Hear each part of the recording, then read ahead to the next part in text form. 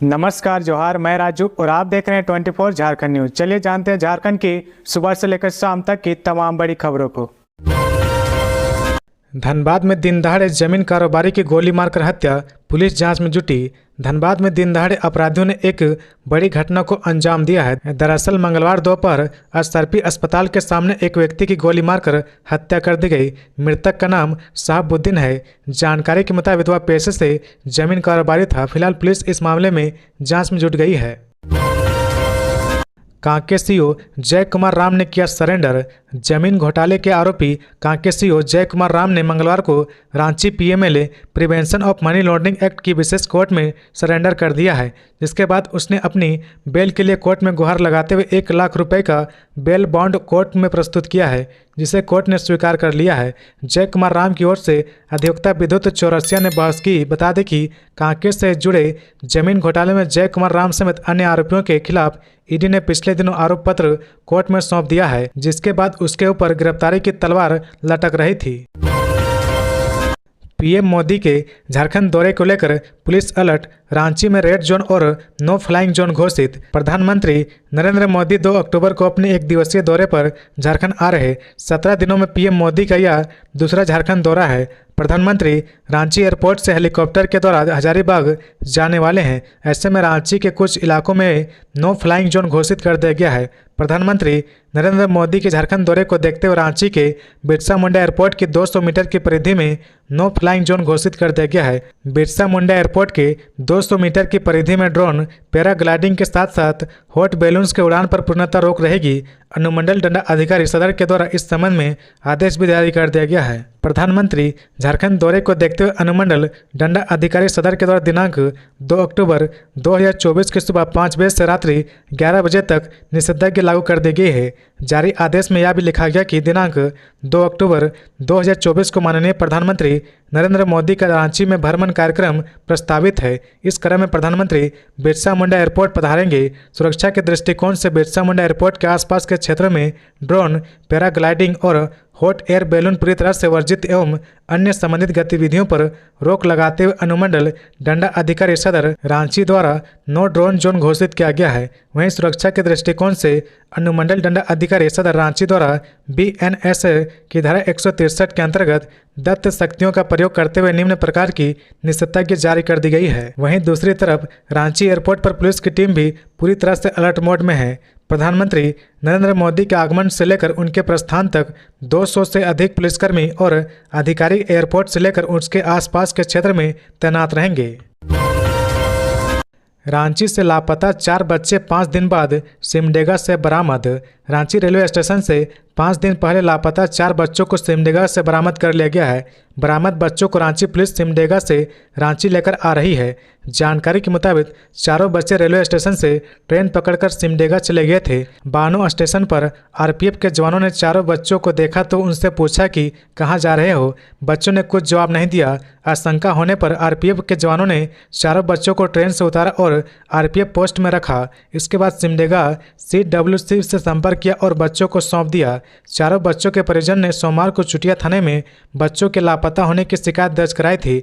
चुटिया थाना पुलिस ने इसकी जानकारी वरीय पुलिस अधिकारी को दी। मामले की जानकारी मिलते ही CTSP राजकुमार मेहता ने DSP KB रमन को त्वरित टीम बनाकर कार्रवाई करने का आदेश दिया। देर रात पुलिस को सभी बच्चों को सिमडेगा में होने की जानकारी मिली। इसके बाद चुटिया थाना की पुलिस सिमडेगा पहुंची और सिमडेगा CWC से कागजी कार्रवाई के बाद चारों बच्चों को लेकर रांची आ रही है। सभी अरगोड़ा इलाके में कचरा चुनने वाले बताए जा रहे हैं। खबरों में आगे बढ़ने से पहले अगर अभी तक आपने इस चैनल को सब्सक्राइब नहीं किया तो प्लीज सब्सक्राइब कर ले, जिससे झारखंड की हर छोटी सी बड़ी खबर की अपडेट आप तक पहुंचता रहे। प्रेम प्रकाश की बेल पर सुप्रीम कोर्ट में हुई सुनवाई। सुप्रीम कोर्ट में मंगलवार को झारखंड में पावर ब्रोकर के नाम से मशहूर प्रेम प्रकाश की जमानत याचिका पर आंशिक सुनवाई हुई, जिसके बाद अदालत ने अगली सुनवाई के लिए 4 अक्टूबर की तिथि निर्धारित कर दी है। दरअसल पिछले वर्ष जनवरी में झारखंड हाईकोर्ट ने प्रेम प्रकाश को बेल देने से इनकार करते हुए उसकी जमानत याचिका खारिज कर दी थी, जिसके बाद प्रेम प्रकाश ने अपनी जमानत के लिए सुप्रीम कोर्ट का दरवाजा खटखटाया है। प्रेम प्रकाश की जमानत अर्जी पर सुप्रीम कोर्ट के न्यायमूर्ति संजीव खन्ना और न्यायमूर्ति संजय कुमार की खंडपीठ में सुनवाई हुई। प्रेम प्रकाश अवैध खनन और जमीन घोटाले से जुड़े मनी लॉन्ड्रिंग के केस में आरोपी है और फिलहाल दोनों मामले में न्यायिक हिरासत में है। एक केस में शीर्ष अदालत ने प्रेम प्रकाश को बेल दे दी है। उग्रवादियों ने कोयले के ट्रांसपोर्टिंग में लगे 5 हाईवे को फूंका, चालकों से की मारपीट। हजारीबाग जिले में उग्रवादियों ने बड़ी घटना को अंजाम देते हुए कोयला खनन और ट्रांसपोर्टिंग में लगे 5 हाईवे को आग के हवाले कर दिया। वहीं चालक और उपचालक के साथ मारपीट की गई। घटनास्थल पर अपराधियों ने फायरिंग भी की है। घटना के बाद से हाईवे मालिकों और चालकों में भय उत्पन्न हो गया है। घटना के पीछे का कारण क्या है, किन गिरोह ने इस घटना को अंजाम दिया है, इसे लेकर पुलिस जांच में जुट गई है। अपराधियों के धरपकड़ को लेकर गश्ती भी तेज कर दी गई है। दरअसल केरेडारी टांडवा मुख्य पथ पर स्टाफ होटल के थोड़े आगे एनटीपीसी की चट्टी बरियातू कोयला खनन परियोजना से कोयले की ढुलाई कर रहे 5 हाईवे को उग्रवादियों ने आग के हवाले कर दिया। करीब 8 से 9 की संख्या में उग्रवादियों ने 30 सितंबर को घटना को अंजाम दिया है। हालांकि घटना किस संगठन ने की है अभी तक स्पष्ट नहीं हो पाया है, लेकिन अनुमान लगाया जा रहा है कि 29 सितंबर को केरेडारी पुलिस ने BKS Tiwari group supremo Rameshwar Mahto उर्फ पहाड़ी के घर किए गए कुर्की जब्ती के विरोध में इस घटना को अंजाम दिया गया है। 4 दिन पहले ही हथियारबंद अपराधियों ने एक ट्रांसपोर्टिंग कंपनी के कार्यालय में घुसकर गोलीबारी की घटना को अंजाम दिया था। घटनास्थल पर 3 बजे सुबह ही बड़कागांव SDPO कुलदीप कुमार, इंस्पेक्टर अनिल कुमार, थाना प्रभारी अजीत कुमार, NTPC के अधिकारी रोहित पाल पहुंच गए थे। हाईवा चालकों ने बताया कि 10 से 12 की संख्या में उग्रवादी अपने साथ पेट्रोल लेकर आए थे, जिसके बाद एक कतार में लगी सभी हाईवे को जला दिया। थाना प्रभारी अजीत कुमार ने कहा कि घटना के बाद से अपराधियों को पकड़ने के लिए छानबीन शुरू कर दी गई है। PM मोदी 2 अक्टूबर को हजारीबाग पहुंचने वाले हैं। उससे ठीक पहले उग्रवादियों के इस हमले से कई सवाल खड़े हो गए हैं। बांग्लादेशी घुसपैठ रोकने वाली PIL पर अब हाईकोर्ट में 13 नवंबर को होगी सुनवाई। बांग्लादेश मूल के व्यक्तियों द्वारा झारखंड में घुसपैठ कर संथाल परगना इलाके में लैंड जिहाद किए जाने की जांच की मांग को लेकर दायर जनहित याचिका पर अब हाईकोर्ट में 13 नवंबर को सुनवाई होगी। मंगलवार की सुनवाई के दौरान राज्य सरकार की ओर से अदालत को बताया गया कि हाईकोर्ट ने आदेश के खिलाफ सुप्रीम कोर्ट में SLP स्पेशल लीव पिटीशन दाखिल की गई है, जो फिलहाल सुनवाई के लिए सूचीबद्ध नहीं हुई है। इसके बाद झारखंड हाईकोर्ट के चीफ जस्टिस और जस्टिस रंगन मुखोपाध्याय की खंडपीठ ने सुप्रीम कोर्ट में सुनवाई होने तक इस मामले की सुनवाई टाल दी है। इस संबंध में जमशेदपुर के रहने वाले दनियाल दनिश ने हाईकोर्ट में जनहित याचिका दाखिल की है। राज्य सरकार की ओर से महाअधिवक्ता राजीव रंजन और उसके सहयोगी अधिवक्ता पीयूष चित्रेश ने बहस की। जांच पूरी होने तक नहीं निकाला जाएगा JSSC सीजल का रिजल्ट, परीक्षा रद्द करने को लेकर अभ्यर्थी का प्रदर्शन। रांची नामकुम स्थित JSSC मुख्यालय के बाहर दिन भर हंगामा होता रहा। हजारों की संख्या में अभ्यर्थी देर रात तक जमे रहे। इस मौके पर अभ्यर्थी लगातार शोर मचाते रहे और नारेबाजी चलती रही। वह सामान्य स्नातक योग्यताधारी संयुक्त प्रतियोगिता परीक्षा में गड़बड़ी का विरोध कर रहे थे। इधर शाम 5 बजे से प्रदर्शनकारियों के प्रतिनिधि मंडल की वार्ता JSSC के अधिकारियों से शुरू हुई, जो विफल रही। इस मौके पर आयोग के सचिव सुधीर कुमार गुप्ता की ओर से कहा गया कि जब तक जांच चल रही है तब तक सीजीएल परीक्षा का रिजल्ट नहीं निकाला जाएगा। सचिव ने यह बताया कि अभ्यर्थी ने पेन ड्राइव और CD में दिए गए सबूत के मूल स्रोत की जानकारी नहीं दी और न ही उनकी ओर से CD में दूसरी कॉपी दी गई। पहली वाली CD ब्लैंक है, उसमें कोई सबूत नहीं है, इसलिए अभ्यर्थी को पेन ड्राइव व CD के मूल स्रोत की जानकारी देने के लिए बुलाया गया था, लेकिन उनकी ओर से कोई जानकारी नहीं मिल पाई। सोमवार को अभ्यर्थी छात्र संघ के तत्वाधान में सैकड़ों की संख्या में JSSC कार्यालय पहुंचे और जमकर विरोध प्रदर्शन किया। प्रदर्शनकारी अभ्यर्थी सीजीएल परीक्षा रद्द करने व उसकी CBI से जाँच कराने की मांग को लेकर सुबह 9 बजे से देर रात तक जमे थे। कार्यालय के अंदर उपस्थित अधिकारी व कर्मचारी दिन भर बंधक बने रहे। 2:30 बजे नामकुम CO बाहर निकलना चाह रहे थे, लेकिन अभ्यर्थी ने उन्हें अंदर में ही रोक दिया। इधर आक्रोशित अभ्यर्थी ने देर शाम 7 बजे के करीब हल्की पत्थरबाजी की और बैरिकेडिंग को गिरा दिया, जिसके बाद पुलिस ने समझाकर प्रदर्शनकारियों को शांत कराया। राज्य के विभिन्न जिलों से हजारों प्रदर्शनकारी अभ्यर्थी पहुंचे थे। सैकड़ों अभ्यर्थी ने हाथों में बैनर तख्तियां लेकर हजारीबाग से पैदल मार्च शुरू किया था। पैदल मार्च करते हुए अभ्यर्थी जेएसएससी मैदान में सुबह 9 बजे से एकत्रित होने लगे थे। प्रदर्शन के दौरान डीएसपी मुख्यालय प्रथम अमर कुमार पांडे एवं अन्य अधिकारियों ने अभ्यर्थी के प्रतिनिधि मंडल को वार्ता के लिए बुलाया। फिर शाम 5 बजे अभ्यर्थी का प्रतिनिधि मंडल आयोग के सचिव से वार्ता के लिए गया, लेकिन वार्ता विफल रही। अभ्यर्थियों ने बताया कि अधिकारी ने कहा कि पेपर लीक का जो सबूत दिया गया है उसकी जांच की जा रही है। गिरिडीह में पिकअप वाहन ने पहले राहगीरों को रौंदा, फिर ऑटो को ठोका, 7 लोग घायल। तीसरी थाना इलाके के कटकोको मोड़ के पास सोमवार की रात 8 बजे पिकअप वाहन ने पहले एक राहगीर को रौंदा, वहीं भागने के दौरान एक ऑटो को टक्कर मार दी। इस हादसे में 7 लोग घायल हो गए, इसमें 6 महिलाएं शामिल है।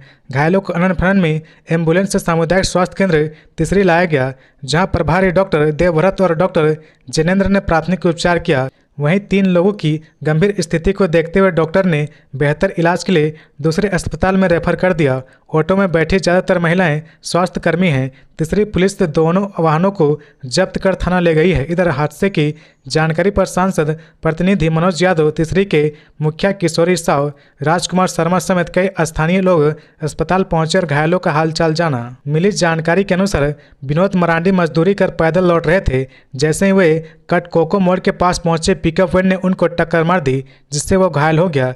वहीं पिकअप चालक ने भागने के दौरान तीसरे मुख्यालय स्थित बाजार गेट के पास एक ऑटो को ठोक दिया। टक्कर के बाद ऑटो सड़क किनारे पलट गई और उसमें बैठी आधा दर्जन महिलाएं घायल हो गई। 4 महिलाएं गिरिडीह सदर अस्पताल में आयोजित प्रधानमंत्री जननी सुरक्षा योजना और HBYC की बैठक में शामिल होकर लौट रही थी।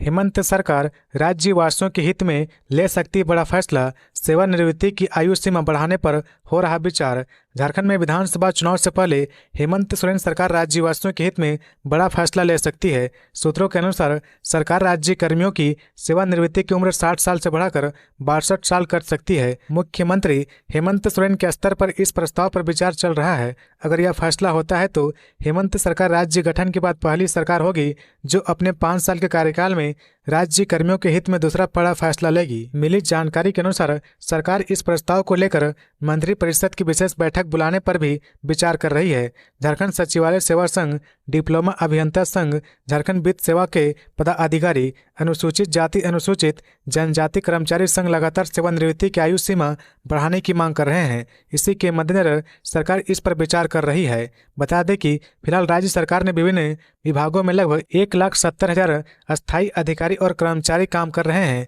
गृह विभाग में करीब 76,000, प्राथमिक और माध्यमिक शिक्षा विभाग में 51,000 कर्मी कार्यरत है। इसके अलावा स्वास्थ्य विभाग में 8,300, भू राजस्व विभाग में 6,700, विधि विभाग में 5,800, जल संसाधन में 4,000 कर्मी काम कर रहे हैं। सरकारी आंकड़ों के अनुसार 5 सालों में कुल 26,509 कर्मी सेवानिवृत्त हो जाएंगे। इसलिए फैसले पर विचार किया जा रहा। इससे पहले सरकार राज्य कर्मियों के लिए पुरानी पेंशन योजना लागू कर चुकी है, जिसमें 1,23,000 कर्मियों को लाभ पहुंचा था। झारखंड के बिजली उपभोक्ताओं को बड़ी राहत, नहीं बढ़ेगी बिजली दर, मीटर करेंट भी नहीं लगेगा। झारखंड के बिजली उपभोक्ताओं का वित्तीय वर्ष 2024-25 के टैरिफ में राहत मिली है। वर्तमान टैरिफ में किसी प्रकार का बदलाव नहीं किया गया है। सोमवार को झारखंड बिजली वितरण निगम लिमिटेड की टैरिफ पिटीशन को झारखंड राज्य विद्युत नियामक आयोग ने खारिज करते हुए किसी भी तरह के और किसी भी कैटेगरी में बिजली दर नहीं बढ़ाने का निर्णय लिया है। बिजली उपभोक्ताओं को कई मामलों में छूट और राहत भी दी गई है। आयोग कार्यालय में आयोजित प्रेस कॉन्फ्रेंस को संबोधित करते हुए सदस्य तकनीक अतुल कुमार और सदस्य विधि महेंद्र प्रसाद ने कहा कि अब मीटर लगाने के लिए कोई मीटर रेंट नहीं देना होगा। झारखंड बिजली वितरण निगम लिमिटेड ने वित्तीय वर्ष 2024-25 के लिए दर बढ़ोतरी का प्रस्ताव दिया था। उन्होंने बताया कि चूंकि इसी वर्ष मार्च में टैरिफ बढ़ाया गया था, इसलिए आयोग ने बिजली दर नहीं बढ़ाने का फैसला लिया है। झारखंड बिजली वितरण निगम लिमिटेड ने आयोग को बिजली दर में 30.89% वृद्धि का प्रस्ताव दिया था। उन्होंने कहा कि झारखंड बिजली वितरण निगम लिमिटेड के प्रस्तावों के हर बिंदु की जांच और जन सुनवाई के बाद आयोग ने यह पाया कि बिजली व्यवस्था में कोई अपेक्षित सुधार नहीं हो पाया है। बिजली दर बढ़ाने का कोई कारण नहीं दिखा, इसलिए आयोग ने यह फैसला लिया है। आयोग ने कहा कि 200 यूनिट मुक्त बिजली सरकार का फैसला है। इसके एवज में सरकार झारखंड बिजली वितरण निगम लिमिटेड को सब्सिडी देती है या पूर्व की तरह जारी रहेगा। कांग्रेस के दिग्गज नेता का बड़ा बयान, झारखंड में 25 से 30 सीट लेकर आ जाएं तो रोटेशन पर होगा सीएम। कांग्रेस के प्रदेश प्रभारी गुलाम अहमद मीर ने कहा कि कार्यकर्ता पूछते हैं कि ऐसा भी हो सकता है कि हमारा सीएम रहे, इसके लिए हमें उस लायक बनना होगा। विधानसभा में हमारी बराबर की सीट हो, हम 25 से 30 सीटें लाएं तो सीएम रोटेशन में होगा। ऐसे में कार्यकर्ताओं नेताओं के कंधे पर बड़ी जिम्मेदारी है। मौजूदा 17 सीटों को बढ़ाएं, 30 सीट हासिल करें, जनता की इच्छा को पार्टी गारंटी में बदले। गुलाम अहमद मीर ललगुटवा वेंकट हॉल में संवाद कार्यक्रम में मंत्री, सांसदों, विधायकों और प्रदेश के नेताओं को संबोधित करते हुए कह रहे थे। कार्यक्रम में छत्तीसगढ़ के पूर्व मुख्यमंत्री भूपेश बघेल भी पहुंचे थे। गुलाम अहमद मीर ने कहा कि राहुल गांधी को प्रधानमंत्री बनाने की चाबी झारखंड के लोगों के पास है। मोदी लोकसभा में जो सीटें मांग रहे थे वह जनमत उन्हें नहीं मिला है। अभी वह 2 बैसाखियों पर है। एक पलटू चाचा हैं, उन्हें आपको सरकाना है, दूसरे बघेल जी के दोस्त हैं। उन्होंने कहा कि अगर जम्मू कश्मीर, हरियाणा, महाराष्ट्र व झारखंड में हमारी गठबंधन की सरकार बनी तो जनवरी में मोदी की सरकार गिर जाएगी। गुलाम अहमद मीर ने कहा कि कांग्रेस ही कांग्रेस को हराती है, दूसरे में हिम्मत कहाँ है हराने की। हम यहाँ विधानसभा की सीटों पर लड़ेंगे, पार्टी जिसे टिकट देगी उसे सबको मिलकर मन से जिताना है। आवेदन भले ही कई करे, अगर पार्टी में टिकट लेने वाले को कोई खींचता है तो उसे पार्टी बर्दाश्त नहीं करेगी। ऐसे लोगों को बाहर का दरवाजा दिखाना होगा। तो ये थी आज की झारखंड की टॉप बड़ी खबरें। इसी तरह झारखंड की हर छोटी सी बड़ी खबर देखने के लिए आप हमारे चैनल 24 झारखंड न्यूज को सब्सक्राइब करके बेल आइकन प्रेस कर ले, जिससे झारखंड की हर छोटी सी बड़ी खबर की अपडेट आप तक पहुंचता रहे। तो आज के लिए बस इतना ही, हमें दीजिए इजाजत, फिर मिलते हैं नेक्स्ट न्यूज में।